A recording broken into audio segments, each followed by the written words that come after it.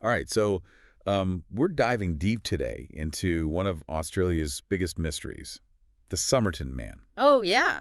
The Somerton Man. You sent over a ton of blog posts and forum threads about it, and honestly, it's pretty chilling stuff. Yeah. We've got an unidentified man found dead on Somerton Beach, December 1st, 1948. right, December 1st, 1948, and there's no ID on him. Cryptic clues all over the place. It's a real head scratcher. It's a huge head scratcher. And it just keeps generating new theories even after all of these years. Every little detail, every inconsistency, it seems to just spark a whole new wave of speculation.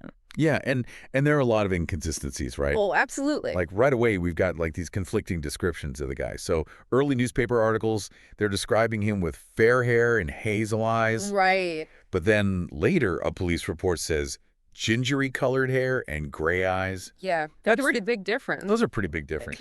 So was that just a simple mistake, Or was there something more deliberate going on? Was someone trying to, muddy the waters around his identity? Right, right. And there are even mentions of a reconstructed photograph from back in December of 48. A reconstructed photograph. Yeah, imagine image manipulation, but back then. Wow. Okay, so we've got possibly altered photos. Mm-hmm. And then there's the issue of the missing fingerprints. Right. The suitcase, the Rubaiyat book, the little slip of paper with the code on it. Yeah, none of them were fingerprinted. None of it. Which is particularly strange, Because they had the technology back then. They had the expertise. Yeah. Detective Jimmy Durham, for instance, he had successfully identified a suspect using a palm print from a book just a few years before that. So why weren't these standard procedures followed in such a high-profile case, such a mysterious case? Right. It's almost as if they were like intentionally avoiding clues. It's possible. But what if there were other fingerprints on those items? Fingerprints that could lead to somebody else. Yeah. It definitely adds another layer of intrigue to an already pretty complex case. Yeah. Speaking of intriguing, let's get into that autopsy report a bit. Okay, yeah. So the Somerton man's spleen was massively enlarged, like 3 times the normal size. Wow. And one of the medical articles you shared suggests a possible link to digoxin intoxication. Hold on. Digoxin. Isn't that like a heart medication? Could he have been poisoned? It's a possibility, yeah. And there's even a case study that you sent that shows that a patient with digoxin intoxication also presented with an enlarged spleen, just like the Somerton man. Oh, okay. However, digoxin poisoning, it's typically debilitating, It doesn't quite add up with him seemingly traveling without any noticeable distress. Right, right. So it's a puzzle. Yeah. And to make things even more complicated, there's the issue of the lividity. Oh, the lividity, yeah. Cooling of the blood after death. Right. Right. And it didn't match his final position on the beach. That's right. So the lividity pattern suggests that he wasn't initially lying on the beach as he was found. Okay. Some have even theorized that he died elsewhere, perhaps even hours earlier, and was moved to the beach later. Wow. Okay, so one of the sources I sent, they actually proposed a whole sequence of events. They said maybe he died in the late afternoon, maybe even vomited and lost a dental plate. Ah.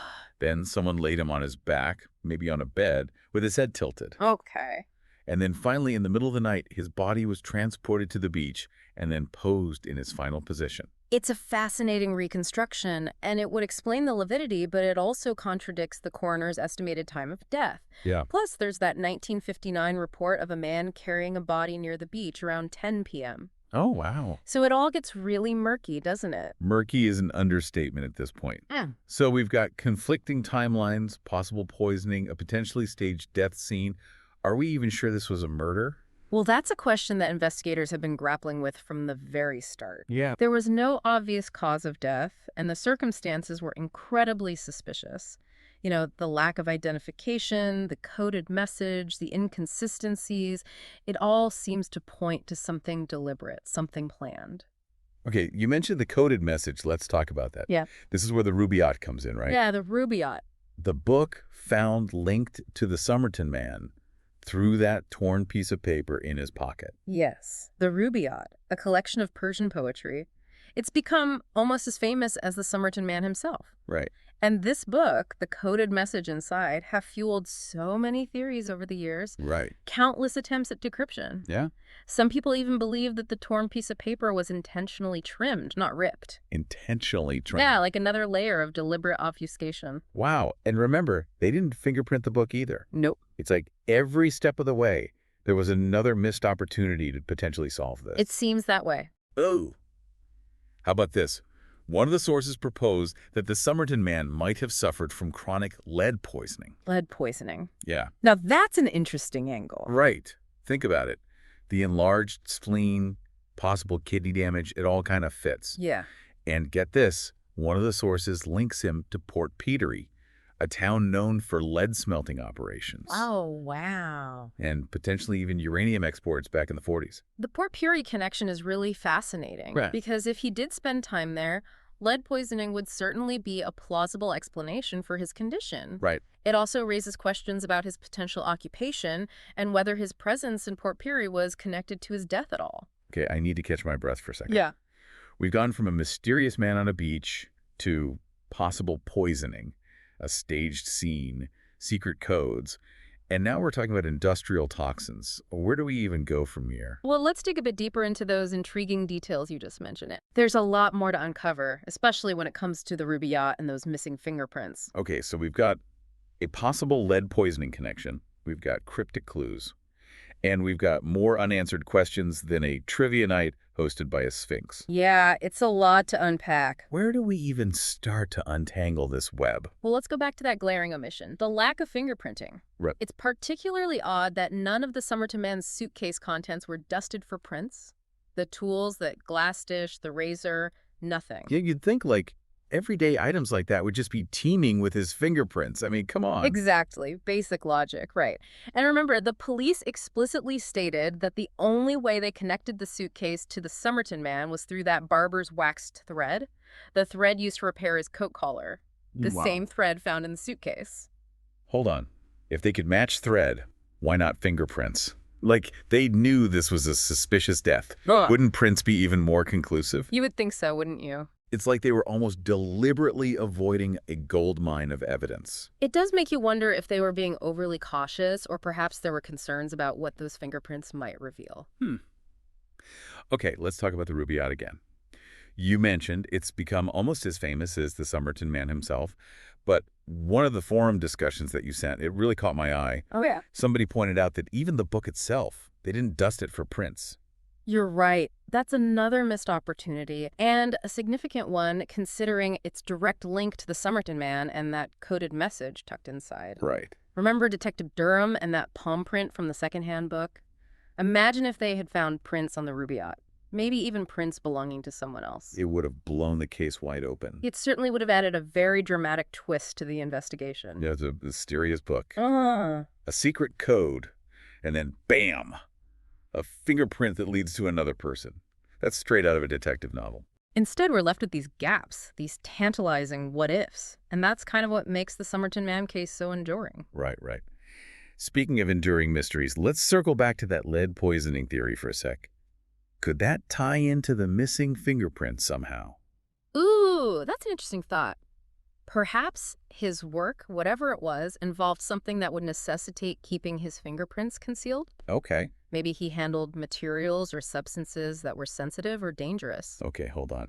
Are we suggesting that the Somerton man was involved in something shady? Maybe. Something that required him to be careful or even secretive? We're definitely delving into the realm of speculation here, but it's a possibility worth considering. Think about that potential link to Port Pizzeri. If he was exposed to lead there, it could suggest involvement in industries or activities that weren't exactly, by the book. It all ties back to that bigger question, though, right? Who was the Somerton man? What was he doing? And why was he so careful about leaving any trace of himself behind? That is the heart of this mystery, isn't it? We have these intriguing fragments, these pieces of a puzzle that refuse to fit together. It's almost as if we're looking at, a shattered mirror, Okay. glimpsing these distorted reflections of a life that we just can't fully comprehend. Okay, I'm officially spooked, Yeah. but I'm also totally hooked. Let's keep digging. You mentioned something earlier about the coded message and how the slip of paper was removed from the book. Something about it being trimmed and not torn. Right. There was a debate among, the online sleuths, Yeah. about whether that paper was ripped or meticulously cut out. One of the blog posts even mentions a specialist paper analyst on Lay Street who was consulted. A specialist paper analyst. Now that's attention to detail. Right. But why would somebody go through such lengths To remove a message from a book? It seems unnecessarily complicated. Unless it was intentional. Okay. A deliberate act to make it harder to connect the message back to the book itself. Okay, that makes sense. It's like sending a secret message but tearing off the part of the letterhead that could reveal your identity. Exactly. Plausible deniability. Right. And remember, this is all happening in a time of heightened global tensions.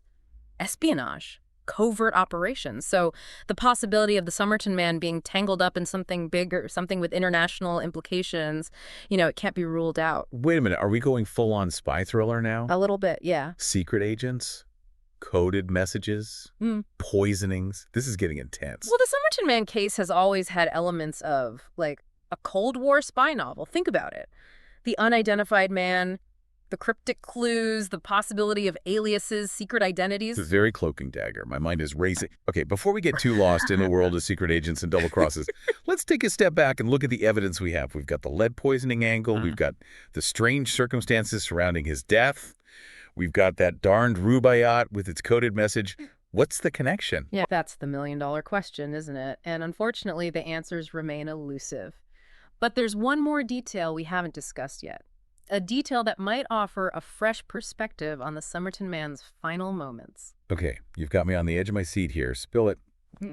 What's this final detail that could shed some light on the Somerton man's last moments? All right, so let's go back to that slip of paper with the coded message on it. Right. We've talked about how it was removed, potentially trimmed rather than torn, but what if the actual act of removing the message, like what if that itself was significant? Okay, you mean like maybe it wasn't just about like the content of the message, but about signaling something?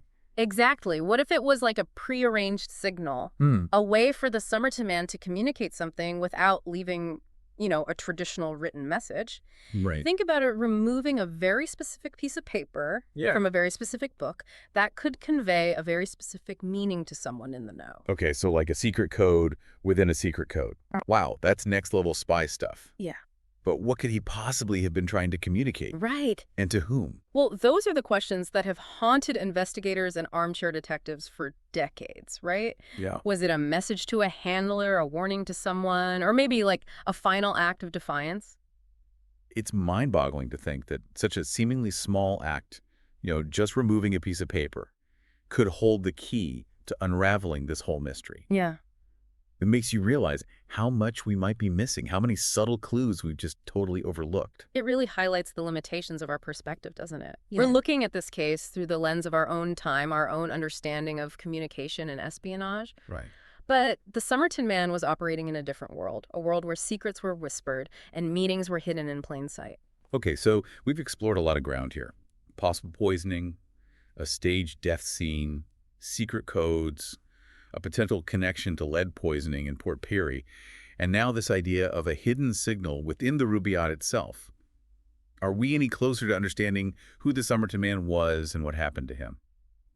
Honestly, I think the most important takeaway from all of this is that the Somerton man case is a testament to the enduring power of mystery. Despite decades of investigation, countless theories, even advancements in DNA technology, his true identity and the circumstances surrounding his death, they remain elusive. It is humbling to think that some secrets, no matter how hard we try, they might just stay buried forever. It is. But it's also a reminder that the pursuit of truth, the quest to solve a puzzle, is a journey worth taking, even if we never actually reach that final destination. Yeah. The Somerton man case, with all of its twists and turns, its dead ends and tantalizing clues, it really forces us to think critically, to question assumptions, and to embrace the unknown. So what do we do with all this information? I mean, we've got all these puzzle pieces, these fragments of a life, but no clear picture. So where do we go from here? I think it's up to each of us to keep exploring, to keep asking questions, to keep those detective hats on. Right. Maybe one day a new piece of evidence will surface or a fresh perspective will emerge, and the Somerton man will finally give up his secrets. Until then, it seems like we're left with more questions than answers. But hey, isn't that the beauty of a good mystery? It is, yeah. It keeps us guessing, keeps us engaged, keeps us coming back for more. Well, listeners, if you have any insights, any theories, any information that you think might be relevant to this case, please don't hesitate to share them. Who knows? You might just hold the missing piece of the puzzle that unlocks one of Australia's most enduring mysteries. Until then, keep those minds sharp and happy sleuthing.